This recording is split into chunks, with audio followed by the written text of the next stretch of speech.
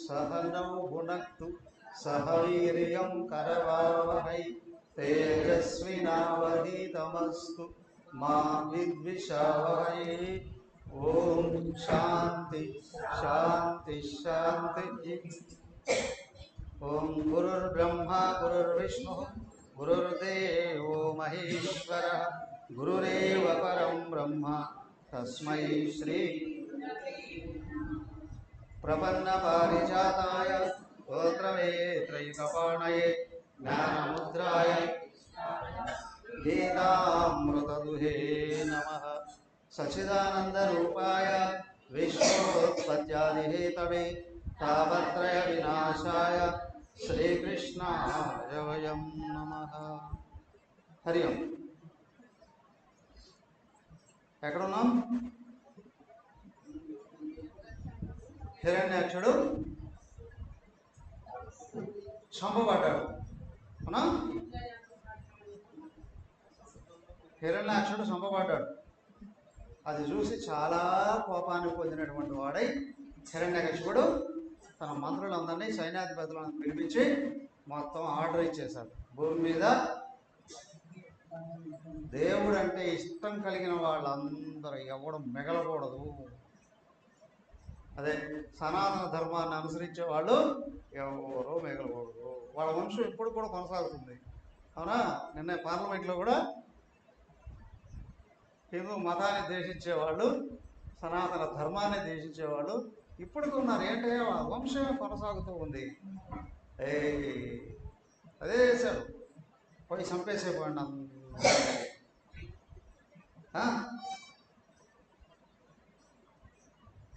ఆ హిరణ్యకశిపుడు అందరికీ చెప్తూ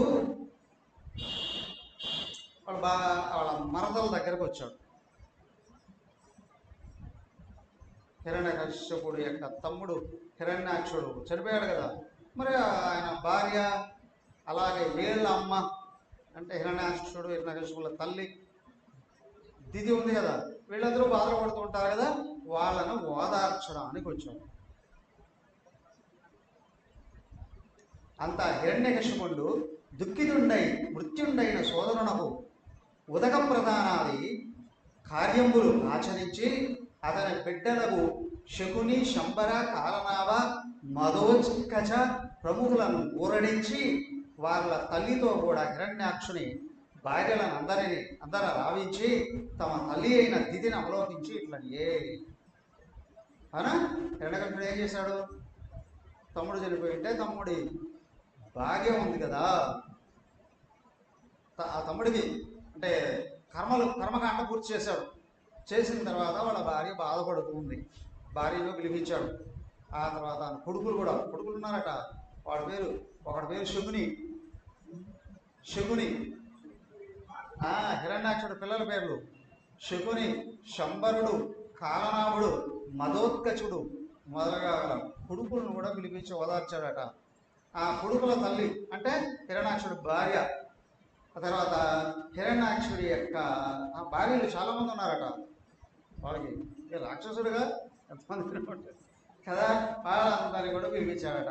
అలాగే వీళ్ళ తల్లిని కూడా పిలిపించాడట, దిదిని పిలిపించి వాళ్ళందరినీ ఊరడిస్తూ ఉన్నాడట. ఏమని? అందరూ చెప్పేది అదే కదా అండి. ఏముందయ్యా, మీ కొడుకు చనిపోయాడు అని అనుకుంటున్నాడు కదా, చనిపోయాడు అని అంటే దేహమే కదా. వాడు కూడా చెప్తున్నాడు, చూడు రాక్షసుడు కదా, రాక్షసుడి జ్ఞానం ఉండదా అని అనుకుంటావేమో. రాక్షసుడు కూడా జ్ఞానం ఉంటుంది, కానీ ఆచరించడు. అర్థమైందా? వాడు సర్వశాస్త్రాలనే చదువుకున్నాడు, జ్ఞానం అంతా ఉంది, కానీ ఎందుకయ్యా రాక్షసుడు అంటారు అని అంటే వాడు ఆచరించడు కాబట్టి రాక్షసుడు. అయినా ఎవరు ఆచరిస్తారో వాళ్ళు దివ్యత్వాన్ని పొందుతారు, ఎవరు ఆచరించారో వాళ్ళ రాక్షసత్వాన్ని పొందడానికి అవకాశం ఉంది. వాడు అంటున్నాడు, చూడు వీళ్ళందరూ కూర్చోబెట్టి, ఎవరు ఎందుకు ఏడుస్తున్నారు మీరు? మా తమ్ముడు చనిపోయాడు అనుకున్నారా? లేదు. ఎంతోమంది ప్రయాణం చేస్తూ ఉంటారు. అవునా? ఇప్పుడైతే ట్రైన్లో ప్రయాణం చేస్తున్నారంటే జనరల్గా చెప్తారు. అప్పట్లో ప్రయాణము అంటూనే నడిచిపోయేవాడు మంది, లేదా గాడిదల మీద పోయేవాళ్ళు, ఇంకొంచెం డబ్బులు ఉన్నవాళ్ళు గుర్రాల మీద వెళ్ళేవాళ్ళు, ఇంకా కొంచెం ఉన్నవాళ్ళు గుర్రపు బండ్లు రథాల మీద వెళ్ళేటువంటి వాళ్ళు. అలా వెళుతూ ఉన్నటువంటి వాళ్ళు ఎక్కడ దప్పికైందో అక్కడ ఆగి నీళ్లు తాగుతారు, ఎక్కడ ఆకలైందో, ఎక్కడ సాయంత్రం అయిందో అక్కడ ఆగి ఏం చేస్తారు, రెస్ట్ తీసుకొని మళ్ళీ వెళ్ళిపోతూ ఉంటారు. అలాగే మానవులు కూడా రాక్షసులైన జ్ఞానం ఉంది అక్కడ, ఇతరులకు చెప్పడానికి మనకు వస్తుంది. అవునా? అలాగే ఎలాగైతే బాటసార్లు ఆగి వెళ్ళిపోతూ ఉన్నారో అలాగే జీవుడు కూడా వచ్చి ఒక్కొక్క జన్మలో అక్కడ ఆగుతున్నాడు కొద్ది రోజులు, మళ్ళీ అక్కడి నుంచి వెళుతున్నాం, ఫోన్లు ఆఫ్ చేసి పెట్టుకోండి, శబ్దాలు రానివ్వండి దయచేసి. అలాగే మా తమ్ముడు కూడా వచ్చాడు, వాడు పని ఏదో పూర్తి చేసుకున్నాడు, మహాయోధుడు వాడు అలాగా వెళ్ళిపోయాడు. అదిగో అందరినీ గమనించేవాడు ఒకడున్నాడు, ఎవరు, వాడు కూడా చెప్తాడు, ఆయన కూడా అంటాడుగా, దేవుడు ఉన్నాడు, అందరికీ కావాల్సింది చేస్తాడు, దేవుడు చూస్తున్నాడు అని అంటాడు. కానీ ఆ దేవుడు మనకు అనుకూలంగా చెప్తే వాడు ఉన్నాడు అని అంటాము, కానీ మనకు అనుకూలంగా చేయకపోతే ఎక్కడున్నాడు, దేవుడిని కూడా చేస్తాం. దేవుడి ఫోటోలు కూడా తీసుకొచ్చి రోడ్డు మీద వేసి పగలగొట్టేయడానికి కూడా వెనకాడ. దానికే సర్వజ్ఞుడు ఈశుడు, సర్వాత్ముడు అవ్యయుడు, అమరుండు సత్యుండు అనంతుడు, ఆర్జుడు ఆత్మరూపంబున నశాంతమునదన మాయా ప్రవర్తన మహిమ వలన గుణముల కల్పించి గుణ సంగంబులన్ లింగ శరీరంబు లీలం దాల్చి కంపిత జలములో గదలిడి క్రియదోషుపాద పంబుల భంగి భ్రామ్యమాణ ఆత్మమైదు చక్షువుల ధరిత్రి చైతైకానంగాడిన భంగి వికల భావరహితుండు ఆత్మమయుండు కంపితాంతరంగంబున కదలినట్ల దోషుగదనకుండు. ఎంత అద్భుతంగా చెప్తున్నాడు చూడండి ఆత్మతత్వాన్ని గురించి. మా తమ్ముడు చనిపోయాడు అనుకున్నారా? శరీరమే చనిపోయింది, మా తమ్ముడు వాస్తవానికి చనిపోలేదు. మీరేమన్నా అనుకుంటారేమో అట్లాగా కదా. మా తమ్ముడు ఎవరు? ఆత్మమయుడు, ఆత్మస్వరూపుడు. ఏమయ్యా, నీ తమ్ముడు ఆత్మస్వరూపుడు అయితే నువ్వు ఆత్మస్వరూపుడు కాదా? నువ్వు ఆత్మస్వరూపుడు అయితే భగవంతుడు ఆత్మ కాదా? అవునా కదా? భగవంతుడు ఆత్మ కాదా? మా తమ్ముడే చనిపోలేదు అని అనుకున్నప్పుడు దేవుడిని ఎట్లా చంపుతావు నువ్వు? మర్చిపోతాడు అంతే. అదైనా ఏమంటయ్యా రాక్షసుడు అంటే ఏ విషయము లోపల కొద్దిసేపు కూడా స్థిరంగా ఉండకుండా భయంకరంగా ఆలోచన చేసేవాడు రాక్షసుడు. దేవతలు ఏదైతే మంచిదో దాన్నే ప్లాన్ చేసుకొని నిర్వహించేటువంటి వాళ్ళు దేవతలు. మరి ఋషులు అన్నిటినీ దాటేసినటువంటి వాళ్ళు, మనసునే కాదు ప్రపంచాన్ని బయటే నిలబెట్టేసేస్తారు. వీళ్ళని వచ్చి ప్రపంచం ఏమాత్రం డిస్టర్బ్ చేయదు. దేవతలు గొప్పవాళ్ళ, ఋషులు గొప్పవాళ్ళ? దేవతలు గొప్పవాళ్ళ, ఋషులు గొప్పవాళ్ళ? ఎవరు గొప్పవాళ్ళు? సత్కార్యాలు ఆచరించేటువంటి వాళ్ళు దేవతలు. అర్థమైందా? అవునా? కార్యాలు దాటిపోయి ప్రకృతికి పైన కూర్చొని ఆత్మతత్వంలో విహరించే వాళ్ళు ఋషులు.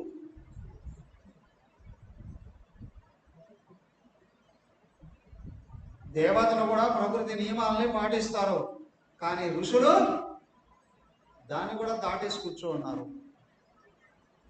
వాళ్ళ జనులను ఉద్ధరించడానికే ప్రయత్నం చేస్తారు. మరి దేవతలు అడిగింది ఇస్తూ ఉంటారు. అవునా? ఎవరెవరైతే ఇక్కడ సత్కర్మలు ఆచరిస్తున్నారో అక్కడ పైనుంచి దేవతలు ఆ సత్కర్మల ఫలాలను అందిస్తూ ఉంటారు కదా. ఋషులు ఉన్నారే, జీవుణ్ణి ఆత్మ వైపు మళ్ళించేటువంటి వాళ్ళు. అదైనా పరమాత్మ తత్వం వైపు జీవరాశులను మళ్లించడమే లక్ష్యంగా పెట్టుకున్నవాళ్ళు ఋషులు. సో కాబట్టి ఏంటంటే వాళ్ళ ధర్మ అర్థ కామాలని దాటి మోక్ష తత్వంలో పైన కూర్చొని జీవరాశులను మోక్షం వైపు మళ్ళిస్తున్నారు అని అంటే ధర్మార్థ కామాలను మూడింటిని పొంది దాటేసి వెళ్ళిపోయేటట్లుగా శిక్షణ ఇస్తూ ఉన్నటువంటి వాళ్ళు. అప్పుడు దేవతల కంటే కూడా పైన కూర్చోన్నటువంటి వాళ్ళు ఋషులు. ఒకవేళ వీళ్ళే వచ్చి యజ్ఞయాగాది సత్కర్మలు ఆచరించిన వాళ్ళ కొరకు కాదు, సమాజం కొరకు, ప్రకృతిని శుద్ధి చేయడానికి, ప్రకృతిని జీవరాశులకు అనుగుణంగా మళ్లించడానికి, జీవరాశుల్ని ఉత్తమ కర్మలు ప్రేరేపణ చేయడం కొరకు ఋషులు చేస్తారేమో కానీ ఋషులు వాళ్ళ కొరకు వాళ్ళు ఏ కర్మ ఆచరించరు. ఎందుకు? వాళ్ళకి ఏ అవసరాలు ఎత్తాడు. ఏమయ్యా బట్టలు కట్టుకోవట్లేదా, తిండి తినట్లేదా, విగతాశ్రయ, దాన్ని కూడా దాడేస్తారు వాళ్ళు. ప్రకృతి రక్షించుకుంటుంది. అర్థమైందా? ఇక్కడ నేను ఏది జీవించడం కొరకు, ఉండడం కొరకు, తినడం కొరకు, బట్టలు పెట్టడం కొరకు, వీటి కొరకు కూడా జ్ఞాని ఆలోచించడు. వాళ్ళ చుట్టూ ఉన్న వాళ్ళే చూసుకుంటారు. వాళ్ళు భగవంతుడే ఆ విధంగా ప్రేరణ ఇచ్చేస్తారు. ఏంటి అంటే ఈ దేవతత్వం దాటేసి వెళ్ళిపోయిన తర్వాత దేహాన్ని ఎందుకు కొరకు రక్షించుకోవాలి? దేహానికి భోగాలు కావాలన్నా అవసరాలే లేవు. అవునా? దేహం పోతుంది ఏమైనా భయం ఏమన్నా ఉందా? ఎప్పుడో సిరిగిపోయింది చొక్క, ఎప్పుడు ఊడిపోతే అప్పుడు అంత మంచిగా ఉంటుందండి, హాయిగా ఉంటుంది అని అనుకుంటారు. కాబట్టి దేహాన్ని నిలబెట్టుకోవడానికి కూడా ఋషులు పనిచేయరు. ప్రకృతే నిలబెడుతుంది. వాళ్ళ అవసరాలు ఉన్నప్పుడు చుట్టూ ఉన్న వాళ్ళే వాళ్ళ దేహాన్ని పోషించుకుంటారు. కానీ దేవతల కంటే కూడా పైన ఉన్నటువంటి వాళ్ళయ్యా ఋషులు. మరి వీడు రాక్షసుడు, వాడే ఆత్మతత్వం చెప్తున్నాడు, నేర్చుకోమన్నాడు కదా. వాడు ఆత్మతత్వం చెప్తున్నాడు. మా తమ్ముడు ఎవరు అనుకున్నావు? ఆత్మస్వరూపమే అయ్యున్నటువంటి వాడు, వాడికి చావు లేదు. ఆయన ఉన్నాడే ఎవడు? సర్వజ్ఞుడు, ఈశుడు, సర్వాత్ముడు, అవ్యయుడు, అమరుడు, సత్యుడు, అనంతుడు, ఆత్ముడు, ఇన్ని లక్షణాలు చెప్తున్నారు. భగవంతుడు ఉన్నాడే, వాడే సర్వజీవరాశులలో ఆత్మరూపుడై ఉన్నాడు. అలాగా మా తమ్ముడు కూడా అదే స్థితిలో ఉన్నాడు.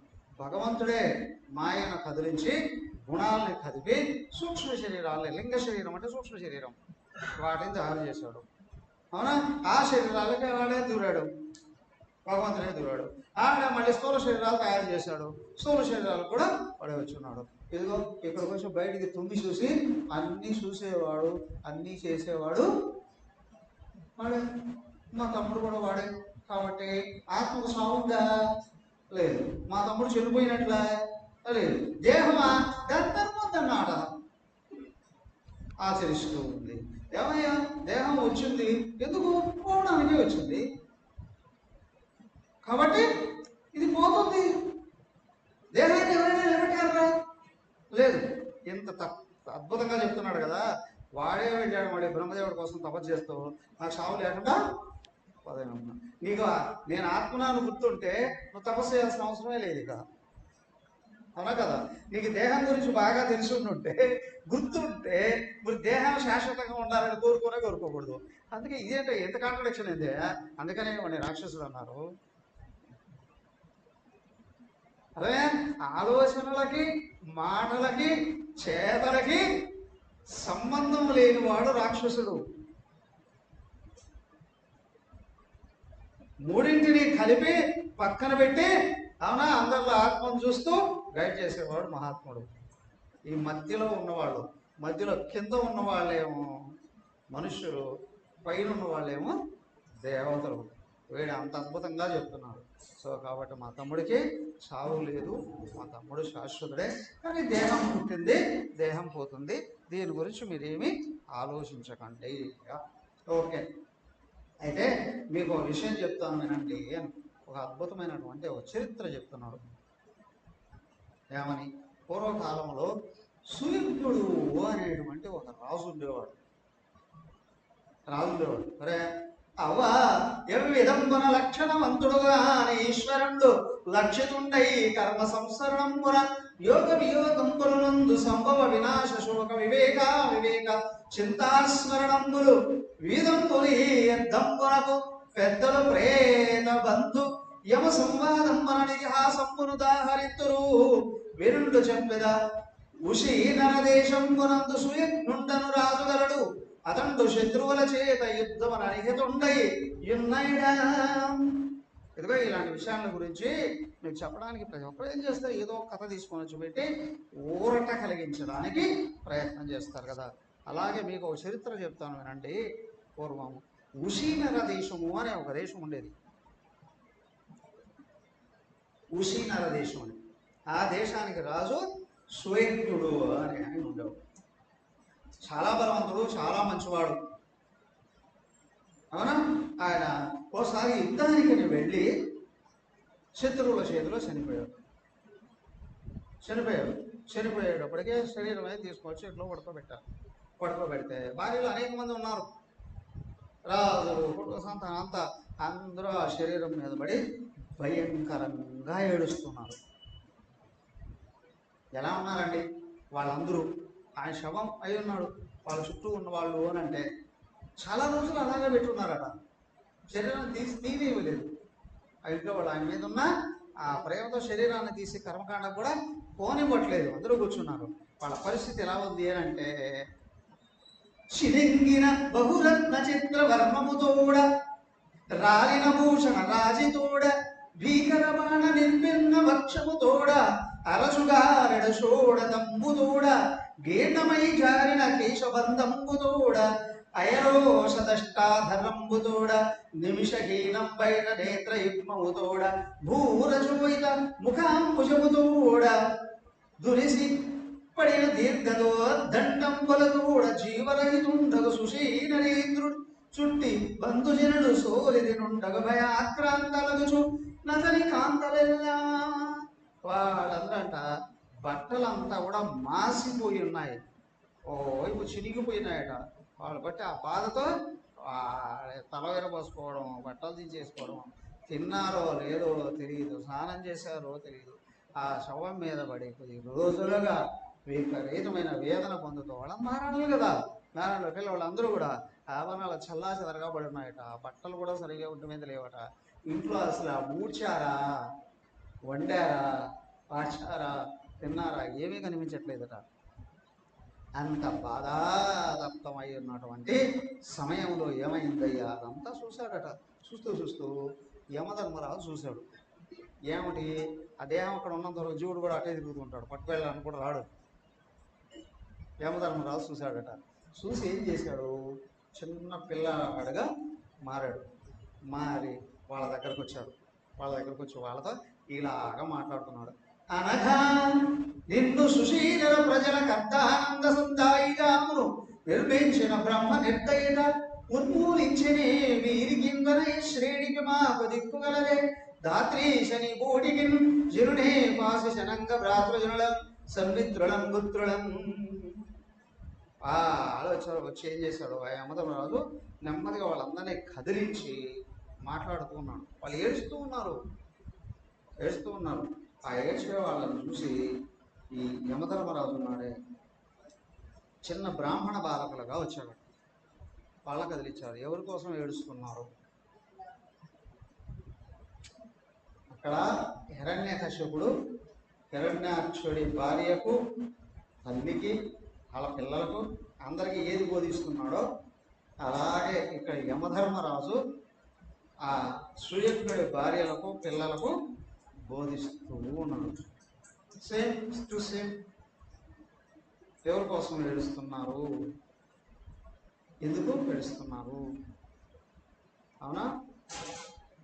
మీరు కూడా చిన్న పిల్లలేం కాదు కదా, మీకు కూడా వయసు బాగా ఉంది కదా. మీరు ఎక్కడైనా ఎప్పుడైనా ఎవరినైనా చూసారా? అసలు చనిపోకుండా శాశ్వతంగా ఉన్న మనుషులని ఎవరినైనా చూసారా? ఈ కళ్ళ ముందే పెద్దవాళ్ళందరూ సహజంగా పెద్దవాళ్ళందరూ వెళ్ళిపోతున్నారండి, యువకులు ముసలివాళ్ళు అయిపోతున్నారండి, పిల్లలు యువకులు అయిపోతున్నారండి, అప్పుడు పుట్టి పిల్లలు కూడా తిరుగుతున్నారు. ఇదంతా ఒక ప్రవాహంలాగా జరిగిపోతూ ఉంది. జననీ జనకుల బాసి ఘన మృగముల బాధపడక కడు భిన్నలమై మరియద మెవ్వడు గర్భం గుణమును పోషించేవాడు పోషకుడని. అయ్యా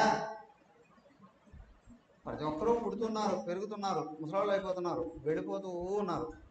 ఎవడు కూడా ఇక్కడ శాశ్వతంగా నిలబడట్లేదు. ఎవడు సృజించు ప్రాణులను ఎవడు రక్షించు తుంచును ఎవడు అనంతుడు ఎవడు విభుడు ఎవడు వాడి వివిధమున మునుసు వెనుసు హేరారతుడై. అసలు వాడే ఆ విధంగా తయారు చేశాడు ఈ ప్రపంచాన్ని. అవునా? ప్రపంచాన్ని సృజించాడు, ప్రపంచంలో జీవరాశులను సృజించాడు, జీవరాశులకు కావాల్సిన పదార్థాలన్నీ సృజించాడు. వాళ్ళందరూ పుడుతూ ఉన్నారు, పెరుగుతున్నారు, మారుతున్నారు, పోతూ ఉన్నారు. ఎవరు నిలబెడుతున్నారు ఇక్కడ? ప్రతి ఒక్కరు కాలానికి వశమయ్యే వెళ్ళిపోతున్నారు. భగవద్గీతలో 11వ అధ్యాయం వినుంటారు కదా. 11వ అధ్యాయం ఏమయ్యా రేపు యుద్ధంలో ఏం జరగబోతుంది అని అంటే తక్కువ ఆయన భయంకరమైన మహాకాల స్వరూపాన్ని కనిపించాడు. ఎవరు నువ్వు, ఎందుకు వచ్చావు, ఏం చేస్తున్నావు అని అంటే చూపించాడు మహాకాల స్వరూపాన్ని. ఆ కారుడు నోరు తెలుసుంటే పెద్ద అగ్నిమండలం లాగా ఆ నోట్లో అందరూ పరిగెత్తుకుంటూ వెళ్ళిపోతున్నారు. అవునా? వెళ్ళిపోతుంటే నవ్వేస్తున్నాడు ఆయన వాళ్ళని. పళ్ళు నవ్వినట్ట అంటే లేదా పళ్ళతో ఇంకా కొన్ని అని పీకి కొంచెం నవ్వుతున్నట్టు దేహంలో పాటలన్నీ నమిలేస్తున్నాడు. ఆ తలలో కూడా పచ్చడైపోతుంది. ఆ నోటి నుండి ఒక పక్క రక్తం కారుతుంది, ఒక పక్క కొవ్వు కారుతుంది, ఒక పక్క దేహంలో ముక్కలు అటు ఇటు జరుగుతుంటే నాలుగు తదుక్కున్నాడు. అది చూస్తూ కూడా అందరూ ఆయన నోట్లోకి వెళ్ళిపోతున్నారు. ఎంతమంది అంటే కోట్ల మంది. కురుక్షేత్రంలో ఎంతమంది ఉన్నారు? అందరూ వెళ్ళిపోయారు. అర్జునుడికి భయం పుట్టింది, గడగడగడ ఉడికేశాడు. ఎవరయ్యా నువ్వు? కాలుణ్ణి అన్నా. అవునా? అందరూ కాలంలోనే పుడుతున్నారు, కాలంలోనే పెరుగుతున్నారు, కాలగర్భంలో ఒక చోట కలిసిపోతున్నారు. అదే ఒక రూపంగా చూపించాడు అక్కడ. అవునా? ఒక రూపంగా చూపించారు కదా. అందరూ మహాకాలంలో పడి అందరూ వెళ్ళిపోతున్నారు. ఈ పిల్లాడు చెప్తున్నాడు అక్కడ, బ్రాహ్మణ బాలుడు, మహాకాలంలో సర్వ జీవరాశులు త్రిమూర్తులతో సహా వెళ్ళి పరుగులు తీస్తూ ఉన్నాయి. మరి ఎక్కడ ఉన్న ఈ పాంచభౌతిక దేహం కోసం మీరు ఇంత ఏడుస్తున్నారా? అవునా? ఎవరిదైనా నిలబడిందా? ఎవరి శరీరమైనా నిలబడిందా? మరి విపరీతమైనటువంటి విషయాల్ని ఎందుకు కోరుకుంటూ ఉన్నారు? ఎందుకు ఉంటున్నారు ఇక్కడ? పైగా అన్నాడు, ఇట్లాగే 10 రోజులు కూర్చున్నారు అంటే మీరు ఎక్కడే నరకాన్ని అనుభవించి ఆ తర్వాత శాశ్వత నరకానికి వెళ్ళిపోతారు. ఏమిటి ఆ నరకం అంటే? నరకం అంటే ఏంటి? దుఃఖాలే అనకాదా? దుఃఖాలే మానవుడు అనుభవించే దుఃఖాలే నరకాలు కదా. అది ఇంకొంచెం ఎక్కువ కాలం ఉంటుంది అక్కడ. సుఖాల కోసం ప్రాకులాడుతున్నారు. సత్కర్మలు ఆచరించుకుంటే స్వర్గం వస్తుంది. కొద్ది రోజులు ఎక్కువ భాగాలు స్వర్గంలో అనుభవిస్తారు. పాపాలు చేస్తూ ఉన్నారనుకోండి, ఇక్కడ కొద్ది రోజులే, అక్కడికి వెళ్ళి కొంచెం ఎక్కువ కాలం, అవునా, కొన్ని వేల సంవత్సరాలు అలాగా అక్కడ నరకాలు అనుభవిస్తామండి.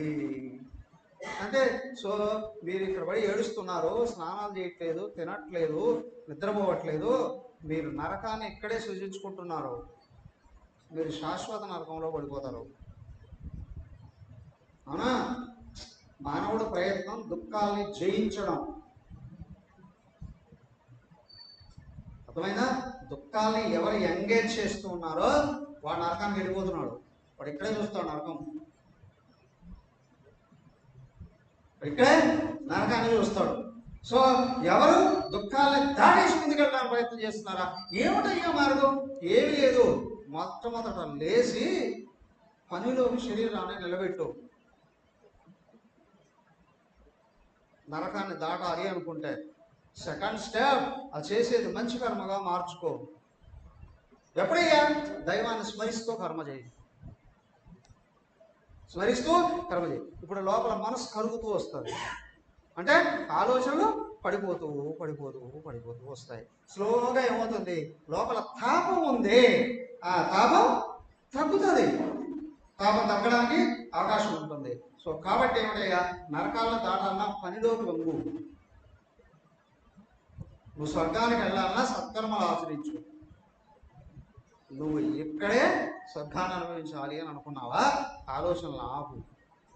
కానీ ఏడుస్తూ కూర్చున్నారా, మీ అంతలో మీరే నరకాల్ని తయారు చేసుకున్నట్టే. యమధర్మరాజు వాళ్ళకు బోధిస్తూ ఉన్నాడు. మృత్యువు కాచుకొని ఉంటుంది. పశువుల్ని తీసుకెళ్తారు అడవులకి. అవునా, అడవుల్లో నక్కల దగ్గర నుండి తోడేళ్ళు, ఎలుగుబంట్లు, చిరుతపులులు, పులులు, సింహాలు కూడా కాచుకొని ఉంటాయి ఆ పశువుల మీద పడి తినేయడానికి. అలాగే మృత్యువు కాచుకొని ఉంటుంది అందరి కొరకు. కాబట్టి ఆ మృత్యువు నోట్లో పడకుండా ముందే దైవాన్ని గుర్తించాలి అని అనేట్లయితే ఈ ఆలోచనలు అనుకోండి.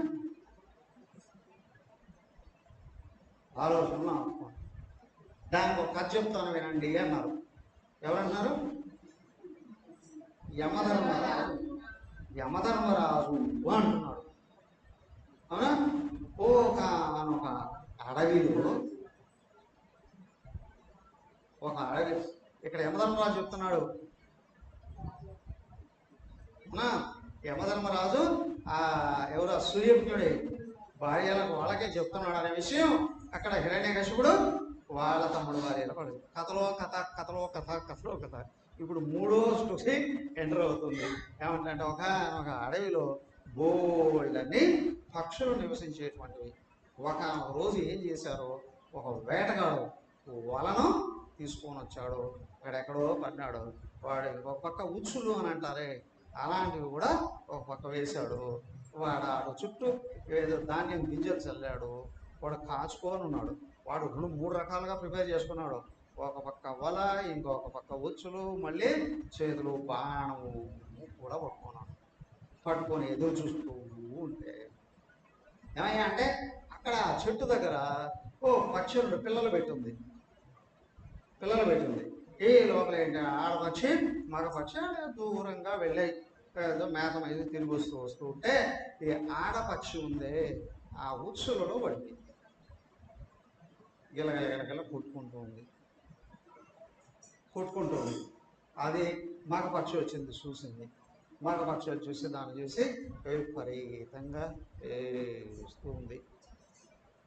వేస్తుంది. అంటే ఆ పక్షులు కూడా ఏడుస్తాయా? ఇక్కడ మనుషుల గురించే చెప్తున్నారు పక్షి ఉదాహరణతో. అవునా, భార్య చనిపోతుంది అంటే భర్తకు బాధ ఉంటుందా ఉండదా? ఏమన్నా మళ్ళీ పెళ్లి చేసుకుంటాడు, సుఖపడతాడా? అవునా కదా? నిరంతరం నరకమే. ఎందుకు? ఆ మొదటి భార్య పుట్టిన పిల్లలు ఉన్నారే, ఆ పిల్లల్ని వచ్చిన వాడు కరెక్ట్గా చూసుకుంటుంది, నమ్మకం ఉందా? అవే ఆ విధంగా ఒక కష్టాలు. ఆ తర్వాత ఈయన 13వ భార్య వచ్చింది. ఆ భార్యని ఇష్టం వచ్చినట్టు ఈయన సుఖపెట్టగలడా? అన్నీ నరకాలన్నీ స్టార్ట్ అయినట్టే. ఏనంటే ఆ విషయం తలుసుకుంటే ఈ భర్త ఉన్నాడు, భర్త పక్షి ఉంది, బోరు మనం ఏడుస్తూ ఉంది. ఒక పక్క అయ్యో నా భార్య చెరులో పడిపోయింది, నాకెవరు దిక్కు అనుకుంటూ ఒక పక్క. రెండో పక్కన ఏంటి అంటే చిన్న పిల్లలు. ఆ పిల్లల్ని ఎవరు పోషిస్తారు? ఆ పిల్లల్ని ఎవరు ప్రేమిస్తారు? ఆ పిల్లల్ని ఎవరు దగ్గరకు తీసుకుంటారు అని ఏడుస్తూ పరధ్యానంలో ఆ ఏడుపులో నిమగ్నమై ఉంటే పెట్టిందని చేసేసాడు బాణం. ఆ చనిపోయిన దానికోసం బాధపడుతూ ఇక్కడ కూర్చునేటప్పటికీ దీని మీద కూడా బాణం వేస్తాడు. ఏమయ్యారు ఇప్పుడు ఇద్దరు పోయారు. ఇప్పుడు ఆ పిల్లలు ఉన్నాయే, వాడు పట్టుకొని వెళ్ళినా చస్తాయి, పట్టుకోకపోయినా అవునా కదా, మొత్తం కుటుంబం అంతా నాశనం అయిపోయినట్టే. యమధర్మరాజు చెప్తున్నాడు, చనిపోయిన ఆయన కోసం కూర్చొని మీరు ఏడుస్తూ మీ బాధ్యతల్ని మర్చిపోయారు అని అంటే, అవునా, కారుడు వచ్చి మిమ్మల్ని కూడా కాటేస్తాడు. దుఃఖంలో ఎక్కువసేపు ఉంటే ఏమవుతాయి? దేహంలో అన్ని రకాల రోగాలు పడతాయి, అన్ని అవయవాలు దెబ్బతినిపోతాయి. ఏడుస్తూ ఏడుస్తూ ఉండేవాడికి మొట్టమొదట బీపీ అటాక్ అవుతుంది. తర్వాత షుగర్ వెంటనే వచ్చేది, దాని వెంట అది వచ్చేస్తుంది. ఆ తర్వాత ఒక్కొక్క పార్ట్ ఎందుకు ఈ దుఃఖాల్లో పడిపోయినటువంటి వాళ్ళు ఆ దేహానికి ఏ సమయానికి ఏమి ఇవ్వాలి అనేది కూడా మర్చిపోతారు. దుఃఖాల్లో పడిన వాడికి ఏ ఆహారం ఇవ్వాలి, ఎంత నీళ్ళు ఇవ్వాలి, ఇవి కూడా కోల్పోతారు. మొత్తం బాడీ అంతా కూడా దెబ్బతినిపోయి వాడు బతికుండగానే నరకం అంతా అనుభవించడానికి అవకాశం ఉంటుంది వాడి జీవితం కూడా. ఇది సరేనేమయ్యా, ఏమైతే 2 రోజులు బతికి వెళ్ళిపోతున్నాం కదా, సరే ఎక్కడికి వెళ్ళిపోతావమ్మా? అదైనా పోతూ ఉండేటప్పుడు నువ్వు సంతోషంగా దేహాన్ని వదిలేస్తే ఉత్తమ లోకాలకు వెళతావు, లేదా ఉత్తమ జన్మలలో వెళతావు. నువ్వు దుఃఖాలతో బాధలతో కానీ చనిపోయావా, నువ్వు కిందికి వెళ్ళిపోతావు, పశుపక్షాదులుగా వెళ్ళిపోతావు. మరి అక్కడ సుఖపడతావా?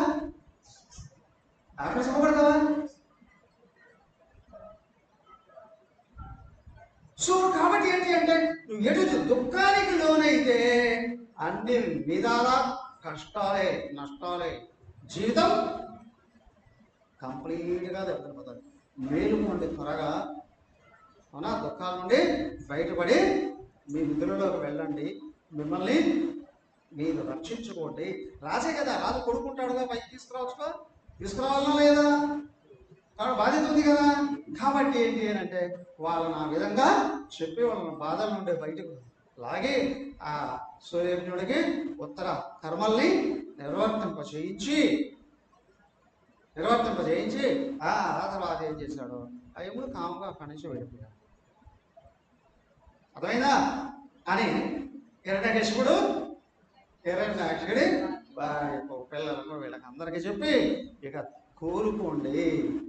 తేరుకోండి, ఇక్కడి నుండి బయటపడండి అని చెప్పారు. ఆ బ్రాహ్మణ బాలుడికి వాళ్ళందరూ కూర్చోబెట్టి పూజించారట, పాద పూజ చేశారట. మళ్ళీ బాధల నుండి బయటపడేసావు అని. అలాగే ఇక్కడ ఏంటి అంటే, వీళ్ళందరినీ పైకైతే తీసుకొని వచ్చేసాడేమో కానీ, ఆ బాధల నుండి కొంచెం మళ్ళించాడేమో కానీ, హిరణ్యకశిపుడికి లోపల విష్ణుదేవుడి మీద చంపేశాడు కదా ఇక్కడ, ఆ విష్ణుదేవుడి మీద విపరీతమైన కోపము, ఆవేశము, దేవుడు వాడు ఏం చేశాడు, ఇక్కడేమో వాళ్ళు ఓదార్చి ముందే చెప్పాడు కదా, లోపంతా అందరినీ చంపించేసేస్తున్నాడు. వీడేం చేశాడు, ఎలాగైనా సరే నేను వెళ్ళి తపస్సు చేసి శక్తిని సంపాదించుకొని వచ్చి అప్పుడు ఆ విష్ణుదేవుడికి అనుకూలమైన వాళ్ళందరినీ దెబ్బ కొట్టాలి. ఎక్కడ రాజు మూర్ఖుడు అవుతాడో, ప్రజల యోగక్షేమాలు చూడ్డు, ప్రతిపక్షంలో వాళ్ళందరినీ నాశనం చేయాలి అని చూస్తాడు. ప్రతిపక్షంలో వాళ్ళకి అస్తిత్వం లేకుండా చేయాలి, అవునా? వాళ్ళకి సుఖాలు లేకుండా చేయాలి, వాళ్ళకి, అవునా కదా? అక్కడ చూసుకొని చూడండి. కాకపోతే అప్పుడు రాజు అంటాం, ఇప్పుడు ముఖ్యమంత్రి ప్రధానమంత్రి అంటారు, అంతేనా? అది కొనసాగుతూనే ఉంటుంది. ఎవరు మూర్ఖుడు అయితే రాజు, అదే సజ్జనుడు అయితే అరే మర్చిపోండి రా బాబు, అవునా, మీ రాజును మర్చిపోండి, ఇప్పటికైనా జనజీవన స్రవంతిలో కలిసి మీరు కూడా సుఖపడడానికి ప్రయత్నం చేయండి అని ఆ మూర్ఖుడైన రాజును సంబంధించిన వాళ్ళు ఉన్నారే, వాళ్ళను కూడా మనస్సును మార్చి ఉత్తమ గదులు పొందడానికి ప్రయత్నం చేస్తాడు. కానీ వీడు రాక్షసుడుగా వాళ్ళని ఓదార్చాడు, కానీ వీడు ఆలోచన చేస్తున్నాడు, వీడు తపస్సు చేస్తా బ్రహ్మదేవుడి కొరకు తపస్సు చేసి శక్తులు సంపాదించుకొని తిరిగి వచ్చి అప్పుడు వీళ్ళందరి పని పడతా అని వెళ్ళిపోయి తపస్సు కూర్చుంటాడు. సహ్యాద్రి పర్వతాలలో వెళ్ళిపోయాడట. వెళ్ళిపోయి కుడికాలి బొటనవేలు మీద నిలబడ్డాడట. కుడికాలి బొటనవేలు మీద ఎంతసేపు నిలబడతారు మీరు? వాడు 1000 ఏళ్ళు తపస్సు చేశాడట. ఒంటికాలు బొటనవేలు మీద 1000 ఏళ్ళు నిలబడ్డాడంట. వాడు చూడు ఎంత ఘటికుడో, ఎంత శక్తివంతుడో, అవునా? కానీ దుర్మార్గుడు దుష్టత్వం కోసం ప్రయత్నం చేస్తున్నాడు. అమ్మగారు చెప్పేవారు, ఈ దొమ్మరి వాళ్ళు అని ఉంటారే, ఊరికి వచ్చి ఆటలు ఆడి ఇంకా కావాల్సిన డబ్బులు వాళ్ళ కోసం తీసుకుని వెళ్ళేవాళ్ళు. వాళ్ళు ఏదో ఊరికి వచ్చారట, ఊరికి వచ్చి ఆటలు ఆడుతూ చూపిస్తూ ఒక గుంట తవ్వి ఊరి మధ్యలో గుంట తవ్వి ఆ గుంటలో ఒక వ్యక్తిని పడుకోబెట్టారట. పైన బండ పెట్టేశారు, బండ పెట్టి మట్టి పోసేస్తారు. ఎంతసేపు ఉంటాడు మనిషి? గాలి ఆడకపోతే 1 నిమిషం ఉంటాడా? అవునా? ఎందుకంటే ఇంత డబ్బిస్తే 24 గంటలు అట్లాగా ఉంటాం, 48 గంటలు 45 గంటలు చూశారు. ఈ లోపల ఆడాల్సినంత ఆడేశారు. ఆ తర్వాత ఏమైంది, ఆ మట్టి తీసుకుంటే చూస్తే వాడు కదల్లా, అట్లాగే లేచి అలా బయటికి. వాళ్ళు చూశారు ఏమేమో చేశారు. చచ్చిపోయాడు అనుకున్నారు. మళ్ళీ బండ పెట్టి మూసేసాడు. ఎవరు తీయలేదు. కొన్ని ఏళ్ళ తర్వాత ఆ ఊరికి ఒక యోగి వచ్చాడు. యోగి, ఆయన ప్రాణాయామం అది పేరు బాగా వచ్చాట. ఇదేంట్రా ఊరి మధ్యలో సమాధి కట్టారే, జరిగిన కథ అంతా చెప్పారు. తీయండి రా ముందు. ఆయన తీసి ఆ బాడీ అట్లే ఉందట, చెడిపోలా, బాడీ ఏమీ దెబ్బతిలేదు. ఆ బాడీ బయటికి తీసుకొచ్చి ఎక్కడో కొన్ని నరాలు చూడాలి వెళ్ళిపెట్టి తిప్పాడట. వాళ్ళు తక్కువ లేచి కూర్చున్నాడట. లేచి కూర్చొని ఏంటి అంటే, ఆ రోజు వాళ్ళ ఒప్పందం ఏంటి అంటే 2000 ఇస్తే 2 రోజులు ఆ గుంటలో ఉంటాము అని. 42,000 వాడు కొన్నేళ్ళు ఉన్నాడు అలాగా. వాడు నిజంగా దృష్టి కానీ భగవంతుడి వైపు తిప్పినట్టు ఆత్మతత్వాన్ని అందుకు ఉండేవాడా లేదా? అవునా కాదా? తత్వాన్ని అందుకు ఉండేవాడు లేదా? కానీ 2000 కోసం వాడు కొన్ని ఏళ్ళు సమాధిలో ఉన్నాడు. ఏవయ్యా, అలాగే మానవులు కూడా దృష్టి ఉన్నతత్వం వైపు తిప్పుకున్నారు అని అంటే జీవితం వెలుగులతో నిండుతుంది. కానీ ఆశయాలు, కోరికలు ఉన్నాయి అల్పమైనటువంటివి అయితే జీవితం కూడా అలాగే ఉంటుంది. వాడు చేసింది ఏది కూడా అలాగే. వీడు కూడా ఏం చేస్తున్నాడు, 1000 సంవత్సరాలు తపస్సు చేశాడు. దేనికోసం? ఈ దేహం శాశ్వతంగా ఉండాలి. అవునా? ఈ దేహం శాశ్వతంగా ఉండి ఏం చేస్తావయ్యా, వాళ్ళందరినీ చంపాలి. ఎందుకురా అధికారము అని అంటే ఎదురు వాళ్ళని చంపడానికి.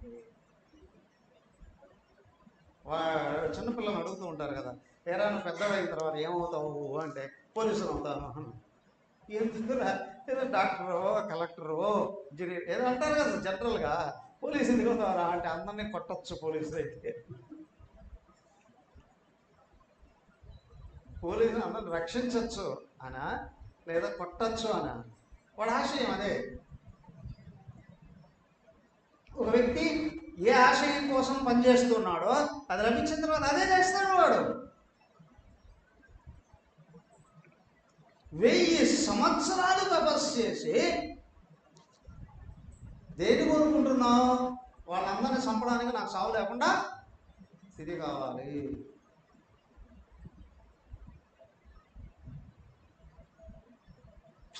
లేడు, వెళ్ళిపోయాడు. వాడు తపస్సు చేశాడు. తపస్సు చేసి ఆ తపస్సులో ఓం బ్రహ్మదేవాయ నమః నామం అది కొనసాగుతూ ఉందట. కొద్ది రోజులు గట్టిగా పైకి వినిపించింది, ఆ తర్వాత వేదాంతరే వినిపించింది, ఇప్పుడు లోపల వినిపిస్తుంది. వాడు ఏం చేశాడు, నీళ్లు లేదు, ఆహారము లేదు, నిద్ర లేదు, కృత్యాలు లేదు. వాడు అట్లాగే నిలబడ్డాడు. చేస్తూ ఉంటే వీడు చేసే ఆ తప ఫలం ఏదైతే ఉందో తపస్వరం చుట్టూ దానికే ఎవరి గురించి అయితే మనము ఏ విధమైన ఆలోచనలు చేస్తూ ఉన్నామో అది వాళ్ళకు కూడా తగులుతుంది. ఒకరి గురించి కారాలు మిరియాలు నిరంతరం నూరుతూ ఉంటే ఆ వ్యక్తి నువ్వంటే అభిమానం ఉన్నవాడో లేదా వీక్ పర్సన్ అనుకోండి, ఇక్కడ నువ్వు చూపించే కోపం ఏదైతే ఉందో వాళ్ళకి తాపం కలుగుతుంది. అలాగే ఎవరి గురించి అయితే సదాలోచనలు నువ్వు చేస్తూ ఉన్నావో, అవునా, అనుకూలమైన ఆలోచన చేస్తున్నావో వాళ్ళకి నువ్వంటే ఇష్టం ఏర్పడుతుంది. జనరలే అది. దానికి ఎందుకయ్యా అంటే ఇక్కడ జీవుడు ఎవరయ్యా? పరమాత్మేనా? అందరిలో ఉన్న జీవుడు పరమాత్మయేగా. మనసు దేన్ని ఉద్దేశించి అయితే స్మరణ చేస్తూ ఉందో ఈ వెనకలో ఉన్న ఆత్మే అక్కడ పంపించేసేస్తాడు. వీడు ఇక్కడ చేసే ఆ తపస్సు అట పొగల రూపంలో మంటల రూపంలో స్వర్గలోకానికి వెళ్ళిపోయి అందరినీ మంట పెడుతూ అక్కడి నుంచి బ్రహ్మలోకం వరకు వెళ్ళిందట తాపం. ఈ లోపల దేవతలందరూ అల్లకల్లోలమై వెళ్ళారట. అలకల్లోలం పరిగెత్తుకుంటూ వెళ్ళిపోయారు. బ్రహ్మదేవుడి దగ్గరికి వెళ్ళిపోయారు. బ్రహ్మదేవుడి దగ్గరికి వెళ్ళిపోయారు. వీళ్ళందరూ కూడా కలిసి విష్ణుదేవుడి దగ్గరికి వెళ్ళిపోయారు. విష్ణుదేవుడి దగ్గరికి వెళ్ళారు. విష్ణువు చెప్పాడు, భయపడకండి అరా, భయపడకండి, వాళ్ళకు కొడుకు పుడుతూ ఉన్నాడు. అవునా? ఆ కొడుకు వీడి మరణానికి కారణం అవుతాడు. ఆ కొడుకు మహా భక్తుడు అవుతాడు.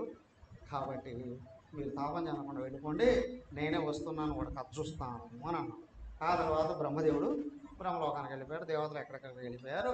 ఆ తర్వాత ఇప్పుడు వాడిని ఇప్పుడు తొందరగా ఏం చేయాలి? ఆ తపస్సు నుండి విరమింపజేయించాలి కదా. ఆ విరమింపజేయించడం కొరకు బ్రహ్మదేవుడు నేరుగా వచ్చేసాడు. ఎక్కడికి? హిరణ్యకశిపుడు తపస్సు చేసేటువంటి ప్రదేశానికి వచ్చాడు. అన్నాడు, ఓ సురాది కులేంద్ర, సుర హరి కులేంద్ర. సుర దేవతలు, హరి శత్రువు. దేవతలకు శత్రువు ఎవరు? రాక్షసుడు కదా. కుల అంటే అసుర కుల ఇంద్ర రాజు. ఆ పదాలు ప్రయోగించడం చూడండి. ఒరే రాక్షసుడు అంటే బాగుండదు కదా, అవునా కదా? రాక్షసుడా అంటే బాగుండదుగా. దానికి సురారికులు ఇంద్ర. బ్రహ్మదేవుడు పదం చూడండి. నీ క్రియన్ ఉగ్రమైన తపంబు ముంచేసి చూపిన వారు లేరు, ఇంకా చేయువారు లేరు. నేని సమాధికి మెచ్చి విను నీ అభీష్టములిత్తు. నా ఆయాసమేటికి లెమ్ము మహాత్మా కోరుము కోరికల్. బ్రహ్మదేవుడు వచ్చాడున్నాడు, ఓ సురారికులేంద్ర, నీ క్రియ ఉగ్రమైన తపంపు ముందు చేసిన వారు లేరు. నీలాగా ఇంత భయంకరమైన తపస్సును చేసిన వాళ్ళు ఇంతకు ముందు లేరు. అవునా? ఇక చేయువారు లేరు. నీ సమాధికి మెచ్చింది. సమాధి కదా, సమాధి అంటేనే మనసును ఆపేసి ఉండగలడు కదా. వీడు ఎన్ని రోజులు ఉన్నాడు? సమాధి స్థితే కదా. కానీ లక్ష్యం చూడండి, పనికి మాలిన లక్ష్యం. అవునా? పనికి మాలిన లక్ష్యం. నీ సమాధికి మెచ్చిది విను, నీ అభీష్టములెత్తును, నీ కోరికలు తీరుస్తాను. నా ఆయాసం ఏంటికి లెమ్ము మహాత్మా పొగడాలి. దుర్మార్గుల్ని ఉపశమింప చేయించాలి అంటే ముందు పొగడాలి. నీ అంత వీరుడు సూర్యుడు ఎవరు లేడయ్యా అనాలి కదా. మహాత్మా లే, నీ కోరికలు తీర్చుకోండి అని పైగా అంటున్నాడు. ఏమిటి అంటే, దంశౌరాగములను విపీలికములు మేదవ క్రవ్య రక్తంబులను సంశయనంబులు చేసి పట్టి దినంగా శల్యావస్కుండవై వంశఛన్న తృణావళీయుత మహాబల్మేకమన్ ఇంద్రియ భ్రంశం విత్తయుక నీకు నిలువన్ ప్రాణంబలిట్లుంటేను. ఆయనే ఆశ్చర్యపడుతున్నాడు. వెళ్ళి ఏమయ్యా కదలకుండా కూర్చున్నాము అని అనుకోండి ఏ ప్లేస్లోనైనా. అవునా? ఏమవుతాయి? కొద్దిసేపటికి ఈగలు, దోమలు, తర్వాత చీమలు, ఏళ్ళు పేళ్ళు వస్తాయిలేవా ఏ ప్రదేశం. కానీ అది మరి అడవిలోకి వెళ్ళేటప్పటికీ మొత్తం అన్నీ వచ్చాయట. వచ్చేవాడు దేహం మీద చర్మము కాదు కదా, కండరాలు కాదు కదా, ఏమీ లేకుండా మొత్తం చేసాడు. పుట్టలు పెరిగాయట, గట్టు పెరిగిందట. అంతేకాదు వెదురు పొదలు పెరిగాయట వాడి మీద. ఏమయ్యా ఎన్ని రోజులు వెదురు పొదలు పెరిగాయట. కానీ వాడు ప్రాణం పోదా. కారణం వాడు ఏకాగ్రమైంది. మనసు ఏకాగ్రమైంది, ప్రాణం పోలా. అయ్యా అంత భయంకరంగా ఉంది ఈ పరిస్థితి చూస్తూ ఉంటే. ఈ దేహం మీద కండరాలు కాదు, ఏమీ లేవు, ఎవడు గుర్తుపట్టలేడు. ముఖంతో కాలు మీదండి, ఎవరు గుర్తుపట్టలేదండి. అరే ముఖం మీద ఏమీ లేవు అని స్కానర్ మాత్రమే ఉన్నట్టుంది. లేయి లేయి లేయి అని చెప్పి ఏం చేశాడు, అట్లాగే ఈయన ఆ కమండలం ఉందే, కమండలంలో బిల్లు తీసి ఏదో చల్లాడు.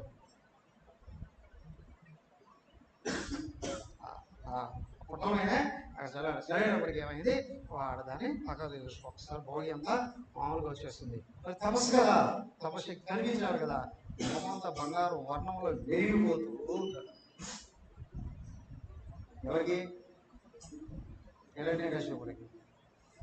హిరణ్యకశిపుడు ముందు దేహం తయారు చేయించి పైకి లేపాడు. పైకి లేపిన తర్వాత నీకు ఇప్పుడు ఏం వరం కావాలనో కోరుకో అన్న.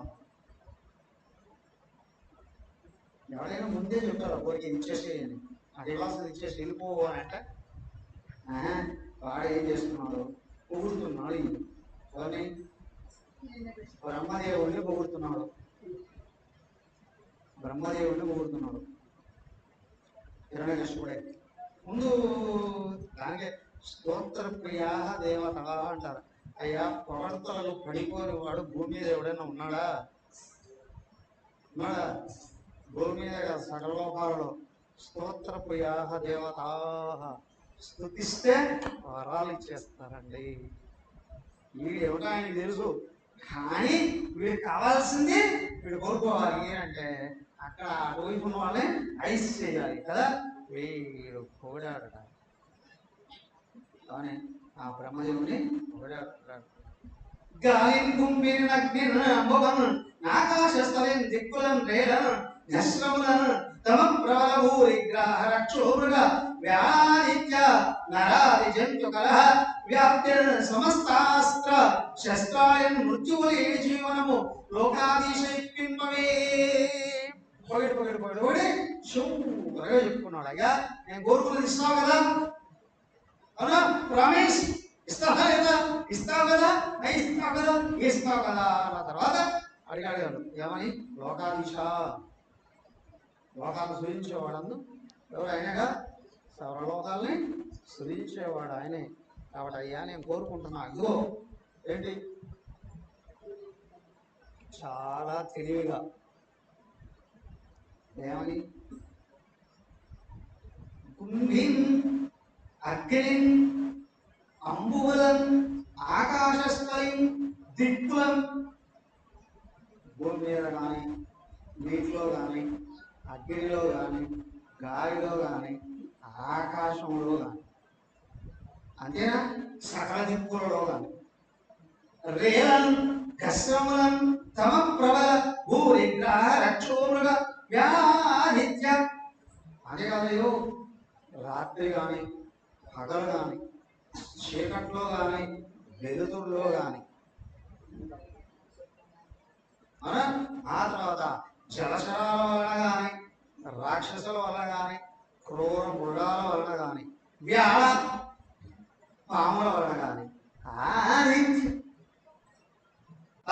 దేవతల వలన కానీ, నర ఆది జంతు కలహం వ్యాప్తి, మనుషుల వలన కానీ, జంతువుల వలన కానీ, సమస్త అస్త్ర శస్త్రాలి, అస్త్రశస్త్రాలతో కానీ, మృత్యువు లేని జీవితము లోకాధీశ ఇప్పింపవే.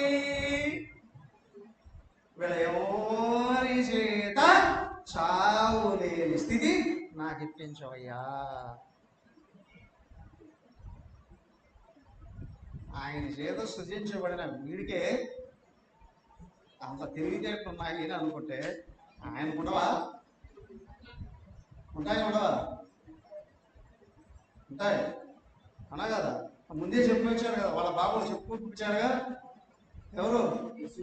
బ్రహ్మదేవుడు బాబు చెప్పించాడు కదా, డోంట్ వరీ నేను వస్తున్నాను కదా, వాడు చావు వాడు కొడికి వాళ్ళ ఏముందని చెప్పిచ్చేసాడు. వాడు ఏమడిగితే ఇచ్చేపోండి అని చెప్పేశాడు. ఏమడిగితే ఇచ్చేమని చెప్పాను ఆయన అన్నాడు. కానీ అది మరియు రణములందు తనకు ఎదురులేని శౌర్యంపు లోకపాలులను అతిక్రమించు మహిమయు భువనత్రయ జయంబును హిరణ్యకశిపుడు కోరిన అతని తపంబునకు సంతోషించి దుర్లభంబు అయినా వరంబులన్నీ ఇచ్చి కరుణించి విరించి ఇట్లనియే. వాడు అంతేకాదు, సకల లోకాలు నా చేతిలో ఉండాలి, లోకపాలకులు ఉన్నారే వాళ్ళు కూడా నా చేతిలోకి వచ్చేసేయాలి, ముల్లోకాలు నా చేతిలోకి వచ్చేసేయాలి. ఎందుకురా బాబు?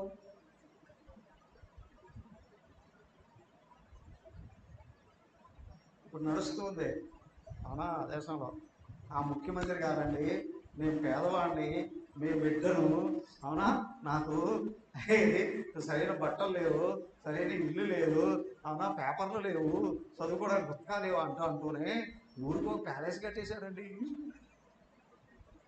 అవునా, ఊరికి ఒక ప్యాలెస్ కట్టేశాడండి గవర్నమెంట్, డబ్బులు నుంచే పెట్టేసి. అవునా,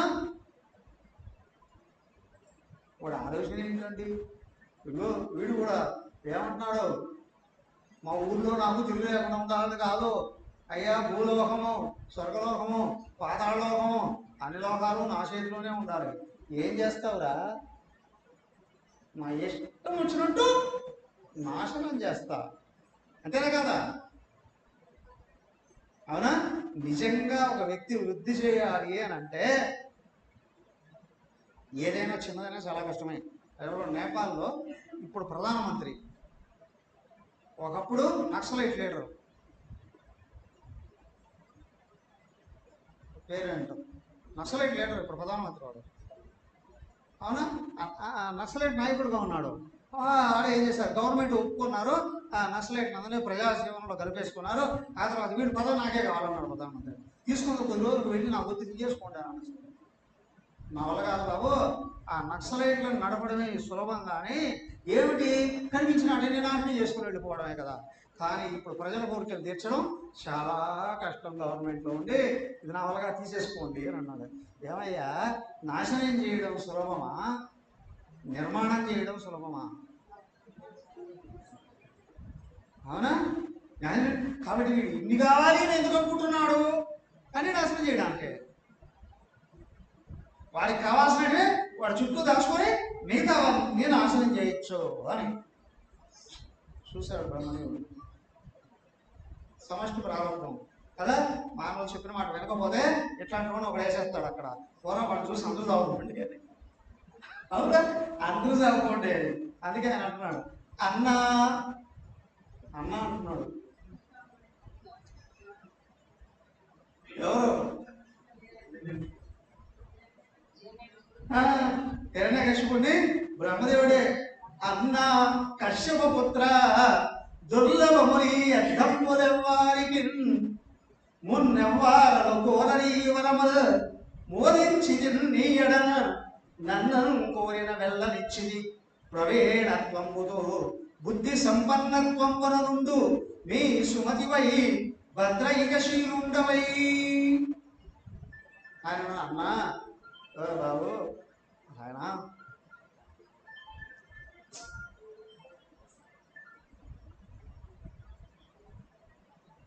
కశ్యపపుత్ర, ఓ కశ్యపుత్రుడా, ఈ అర్థంబులు ఎవరికి దుర్లభము, నువ్వు కోరినాడివి ఎవరికి రావు, చాలా కష్టం. ముందు ఎవరు కోరని వరములు, ఇంతకుముందు ఎవరో కోరలే ఇట్లాంటివి. మోదించింది నిన్ను చూసి సంతోషించా, నీ ఎడను నన్ను కోరినవెల్లా ఇచ్చింది, నేను చూసి నేను సంతోషించా, కాబట్టి నువ్వేం కోరుకున్నావు అన్నీ ఇచ్చేస్తున్నా. బట్ ఒక విషయం జాగ్రత్త ఉంది, ఏమని? బుద్ధి లేని పని మాత్రం చేయదు. ఏమన్నాడు? బుద్ధి సంపన్నత్వం కూడా నుండు అనా, బుద్ధిమంతుడు వై వెలుగు మర్చుకో అంటే ఏమని? సత్కర్మల్ని ఆశ్రయించు, తప్పితే నరాలు తెగిపోతాయి. అవునా కదా? అవునా, అన్నీ ఇచ్చేస్తున్నా, బట్ నువ్వు బుద్ధిమంతుడు వై నడుచుకో, నీ సుమతివై బద్ధైకశీలుండవై, సుమతివై మంచి మనస్సుతో భద్రైకశీలుండవై సరైన ప్రవర్తనతో నడుచుకో. సరైన ప్రవర్తనతో మంచి మనస్సుతో అవునా బుద్ధిమంతుడు పోయి నడుచుకో. కానీ ఇవి కానీ తప్పావో నీ చావు నువ్వే తెచ్చుకున్నట్టే. వాడనుకున్నాడు నేను చాలా తెలివైన వాడిని, ఎంత గొప్పగా వరం కోరాను అని. ఈయనకు తెలియదా? ఈయనకు తెలుసు కదా, అన్నీ ఇచ్చేసాను రా బాబు, కానీ నీ చావు కూడా నీ చేతుల్లోనే పెట్టిస్తున్నా. ఏమని ఇవి కానీ తప్పావో అవన్నీ పోతాయి, వాటితో పాటు నువ్వు కూడా పోతావు,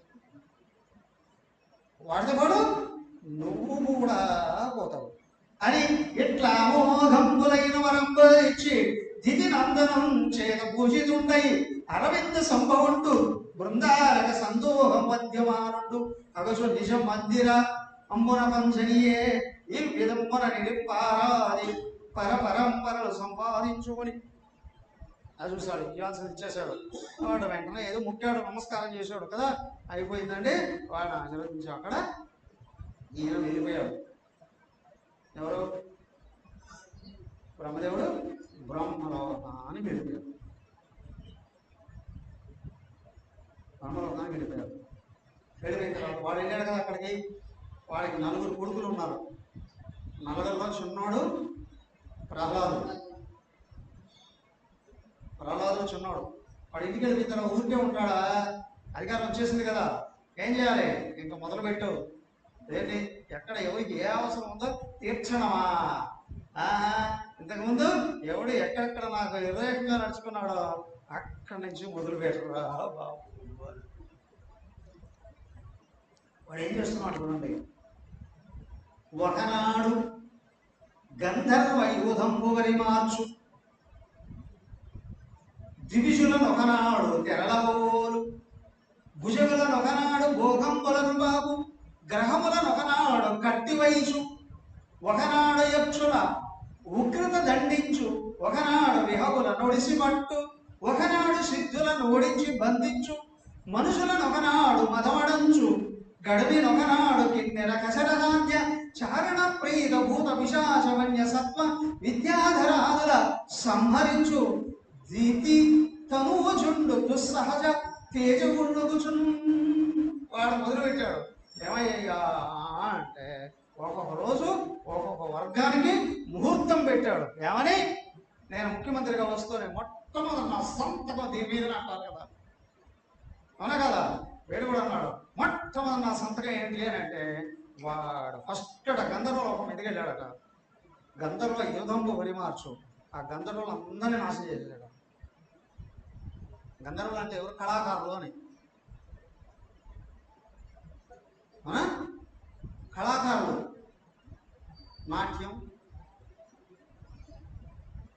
సంగీతం, అవునా, ఇలాంటి కళల్ని కలిగి ఉన్నారే. ఈ కళాకారులను అందరినీ నాశనం చేశాడు. దివిజులను కనాడు తెరలదోరు స్వర్గలోకానికి వెళ్ళిపోయాడట. దేవతలను అందరినీ మట్టుపెట్టాడట. ఎక్కడికక్కడ పరిగెత్తి పారిపోయాడు. భుజుగులను కనాడు భోగం పొలం బాబు వాడు కిందికి వెళ్ళిపోయాడట. ఎక్కడికి? నాగలోకానికి. ఆ నాగలోకాలకి వెళ్ళి వాళ్ళందరినీ చెప్పకూడదు చంపేశాడట. వాళ్ళందరినీ. గ్రహములను కనాడు కట్టి వయసు. అంతేకాదు, గ్రహాలు ఉన్నాయే, అవునా, గ్రహాధిపతులు ఉన్నారు కదా, వాళ్ళందరినీ కట్టగడి తీసుకొని ఒక చోట పడేశాడట. ఒకనాడు యక్షుల ఉగ్రత దండించు. యక్షలోకం కుబేరుడు స్వర్గలోకానికి ప్రజలను కదా, వాళ్ళ వంశాన్ని అందరినీ తీసుకొని పెట్టి వాళ్ళందరినీ దండించాడట. ఒకనాడు విహగుల నొడిసి పట్టు. అంతే కదయ్యా, ఒకనాడు పక్షిజాతులన్నింటినీ సర్వనాశనం చేస్తున్నాడట. ఒకనాడు సిద్ధులను ఓడించి బంధించు. సిద్ధులు అంటే మునులు, విన్నారు కదా, మునులు, తపస్సులు, జ్ఞానులు, సిద్ధులు, వీళ్ళందరినీ కూడా ఓడించి బంధించి పట్టుకొని బంధించేసాడు వాళ్ళందరినీ. అంటే జైలు వేసేసాడు ఏదో విధంగా. అదే కదా, నాకు ఎవడు అడ్డుగా ఉన్నాడో వాడి మీద ఏదో కేసు ఇరికిచ్చి తీసుకెళ్ళి జైల్లో వేసి స్లోగా పాయిజన్ ఇచ్చి వాడిని లేపేస్తే ఆ తర్వాత నా శత్రువు ఉంటాడు. అలాగే వీళ్ళందరినీ తీసుకొని పోయి రెడీ చేసేసాడు. మనుషులను కన్నాడు మధమనుషు, మనుషులు ఎక్కడ ఎవడు సంతోషంగా ఉన్నాడో అక్కడ పెట్టి అందరినీ బయటికి తీసుకెళ్ళి అందరికి ఎవరికి సంతోషం లేకుండానే వాళ్ళందరూ నాశ చేశాడట. కడిమి ఒకనాడు కిన్నెల కసల సాధ్య, అంతేగా చివరకు ఒకనాడు ఏం చేశాడయ్యా, వాడు కిన్నెర గగనచర సాధ్య చారణ ప్రేత భూత పిశాచ వన్యమృగ విద్యాధరుడు వీళ్ళందరినీ కూడా సంహరించేశారు. వరుసపెట్టి లేపేస్తున్నాడు. సత్కర్మలు చేసేవాళ్ళు, దేవతల్ని ఆరాధించేవాళ్ళు, అవునా, సంస్కృతి సంప్రదాయాలతో మెరిగేవాళ్ళు, ఇలాంటి వాళ్ళు ఎవడో ఉండకూడదు నా జాతుడు తప్ప, రాక్షస జాతి తప్ప ఇంకెవరూ ఉండకూడదండి. వర్షం పెట్టాడట. ఏం చేశాడయ్యా, అట్టళ్ళతోడగోటల కట్టలు ద్రోచి కవ్యాదులతో జుట్టు విడిసి దిక్పాలర పట్టణములు కొని అతడు బలమునదిపా. రాక్షసులను వెంట పెట్టుకుని వెళ్ళిపోయి ఏం చేశాడు, సర్వలోకాలకి వెళ్ళిపోయి ఆ లోకాలని నాశనం చేసి అన్నీ వశపరుచుకున్నాడట. సర్వలోకాలని వాడు స్వాధీనం చేసుకున్నాడట. ఎవడు ఎక్కడ సంతోషంగా ఉండడానికి వీలు లేదు, ఆనందంగా ఉండడానికి వీలు లేదు, సుఖంగా ఉండడానికి వీలు లేదు. వరుస పెట్టి అందరినీ. అంతేకాదు ఇంకేం చేశారండి, ఆ ముఖ్యమంత్రి గారు వచ్చారండి, మొట్టమొదటి ప్రజావేదిక నాశనం చేయడంతో మొదలుపెట్టారండి. అవునా, వీడేం చేశాడట, పెద్ద పెద్ద, ఇప్పుడు ఇవన్నీ అయిపోయాయి కదా, పెద్ద పెద్ద కట్టడాలని, పర్వతాలని, ఆ తర్వాత ఏవేవి నదులు, ఆనకట్టలు, జలాశయాలు, అవునా, పెద్ద పెద్దవని మొత్తం వీటన్నిటినీ కూలదోయించేశాడు. చెప్తున్నాడు.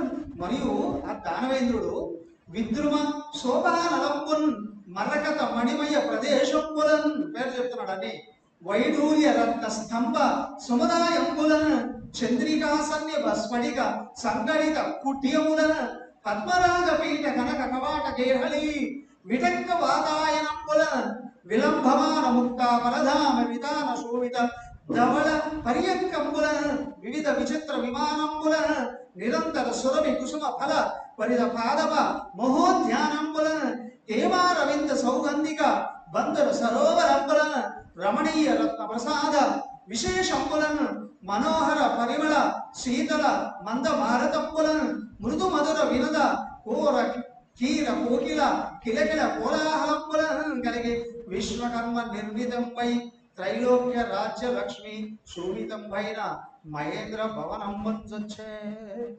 ఇవన్నీ నాశనం చేశాడట. ఉగ్రవాదులు ఏం చేస్తారు, అవునా, ఏం చేస్తారు వాళ్ళు, అవకాశం ఇస్తే మొట్టమొదట ఏరోడ్రోమ్స్ నాశనం చేస్తారు. అవునా, అవునా కదా, ఏరోడ్రోమ్స్ నాశనం చేస్తారు.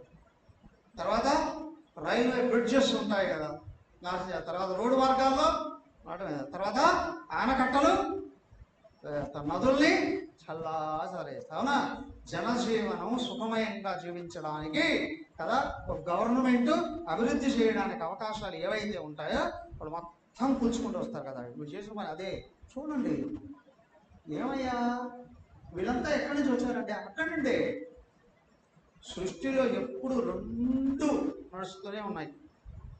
అయితే ఒకసారి ఒకటి బాగా పైకి కనిపిస్తుంది, ఒకసారి ఇంకోటి బాగా పైకి కనిపిస్తుంది. అభివృద్ధి పరంపర ఓసారి కనిపిస్తుంది కదా, ఓసారి నాశన పరంపర నడుస్తూనే ఉంటుందండి. వాళ్ళు చూడండి, పగడపు సోపానాలట, వివిధ మణులు తాపిన స్థలాలు, వైడూర్య రత్నాలతో కూడిన స్తంభాలు సమూహాలు, అంటే పెద్ద దేవాలయాలు ఉంటాయి. ఇలాంటి వాళ్ళ సమూహాలు, వెన్నెల నీరుతున్న స్ఫటికముల గోడలు, పద్మరాగమణుల పీఠములు, బంగారు ద్వారాలు, గవాక్షాలు, ముత్యాల హారాలు వేలాడే ధవళకాంతుల పర్యంకాలు, చిత్రములైన ఆకాశాయాన సాధనాలు, ఆకాశాయాన ఏరోడ్రోమ్స్ ఉన్నారు. సతతం ఫలపుష్పాలతో నిండిన వృక్షాలు, అవి నాశనం చేశారట. వృక్షాలు, ఉద్యానవనాలు, పరిమళాలు వెదజల్లే సువర్ణ కమలాలతో కూడిన సరోవరాలు, మనోహరమైన మణిమయ సౌధాలు, భవనాలు, గవర్నమెంట్ సంబంధించిన సుగంధభరితమైన మెల్లగా ప్రసరించే గాలులు కూడా కలుషితం చేశారట. మధురంగా ధ్వనించే చిలుకలు, పక్షులు కూడా, కోకిల సమూహాలు, రవములు. దేవశక్తి విశ్వకర్మ నిర్మించినది త్రిలోక రాజ్యలక్ష్మీ సంపదలతో కూడిన మహా సౌదాలు మొత్తం నాశనం చేసుకుంటూ వచ్చాడు. ఇలాగా నాశనం చేస్తూ చేస్తూ చేస్తూ స్వర్గలోకానికి వెళ్ళిపోయాడు. అక్కడ ఉన్నవాటిని నాశనం చేసి స్వర్గలోకాన్ని కూడా స్వాధీనం చేసేసుకున్నాడు. ఎవరు? హిరణ్యకశిపుడు. అక్కడికి వెళ్ళి అవి కూడా స్వర్గలోకం కూడా వెళ్ళాడు. అక్కడ ఉన్న ముఖ్యమైనటువంటి విషయాలన్నీ కూడా నాశనం చేశాడు. మొత్తం వశం చేయొచ్చు. అలాగా వాడు ఎడుతున్నాడు అని అంటే కొంచెం కొంచెంగా అప్పుడప్పుడు కనిపిస్తాయి. అవునా కదా? సంస్కారవంతుడైన రాజు ప్రజలకు ఇబ్బంది కలగకుండా సభలు ఏర్పాటు చేసుకుంటాడు. అవునా కదా? ఒక దుర్మార్గుడైనటువంటి రాజు ప్రజల్ని కష్టపెట్టి సభలు ఏర్పాటు చేస్తాడు. ఇప్పుడే కొనసాగుతుందా లేదా? అవునా కదా? చెట్లు కొట్టేయడం, మొదలు పాడు చేయడం, ఆనకట్టలు పాడు చేయడం వంశం కొనసాగుతుందండి. అవన్నీ కూడా అలాగే వీడు అవన్నీ నాశనం చేసుకుంటూ జనాలు ఎక్కడ హాయిగా స్వేచ్ఛగా బ్రతకడానికి కానీ, తిరగడానికి కానీ, అవునా, ఎదగడానికి కానీ అవకాశాలే లేకుండా చేసేసారు.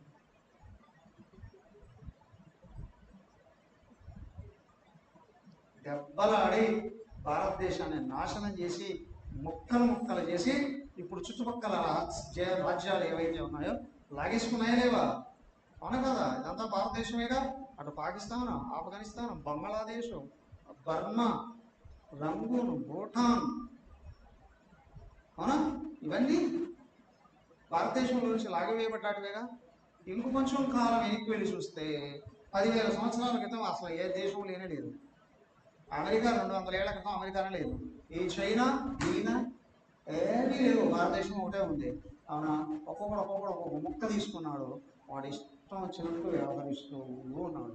పైగా వచ్చి వాడెవడో ఒక ఎదవ, వాడు పిట్రోడనో గిట్రోడనో, వాడు దరిద్రుడు, ఎంత ఏమైనా మాట్లాడాడు రా అంటే కొద్ది రోజుల క్రితం భారతీయులు అనేవాళ్ళు ఎవరు లేనే లేవు.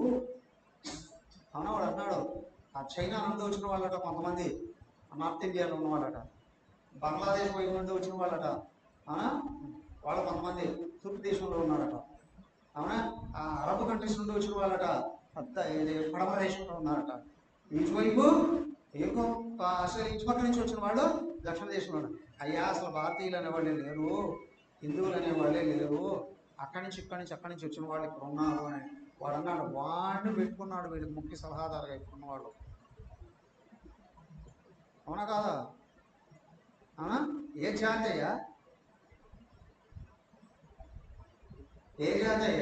వాళ్ళు ఏం చేయడానికి ప్రయత్నం చేస్తున్నారయ్యా? జనాలు ఎవరికి సహకరిస్తున్నారయ్యా? ఎవరి మందికి తీసుకెళ్తున్నారయ్యా? ఇవన్నీ చూస్తూ ఉంటే అయ్యా మూలాలు ఎక్కడో ఉన్నాయండి. అవునా?